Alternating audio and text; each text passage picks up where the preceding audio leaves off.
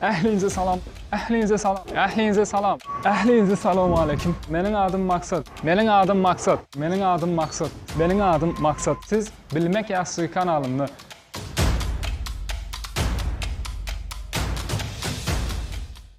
bu ilkinci videom bolanlığı sebepli kanal hakkında ve özüm hakkında birazcık malumatlar keçesim geliyor. Kanalın adı näme üçün bilmek yaxşı deyip sorayanlar bağ olsa kanalın doğal adı bilip koyanın yaxşıdır. Bunu qıys qaldıpçık bilmek yaxşı edip koyanırız. İkinciden kanalda nähili gepleşikler olar. Kanalımızda nesip olsa 2 tane gepleşik olar hazırlıkça. Birinci gepleşik top 5 gepleşik olar. Bunu indiki videomuzda görürsünüz. İkinci gepleşik bolsa benim aşxanam gepleşik olar. Bunda her hili milli naharlarımız ve dünyanın naharlarını pişirip görkezler size ve öğrederiz.